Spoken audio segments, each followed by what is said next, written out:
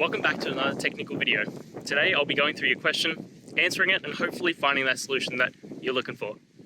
Guys, remember to stay just a little bit crazy like me, and hopefully you work through that resolution. Let's continue on.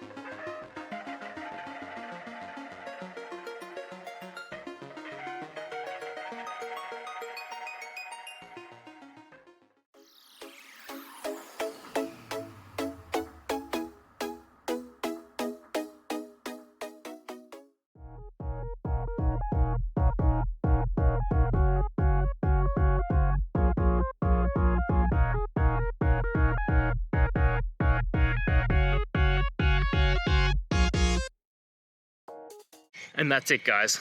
I hope that video helped find the resolution you're looking for. If it did, please, I'd appreciate it if you could hit subscribe. Until the next time you need more technical help, I hope you have a good one. Cheers.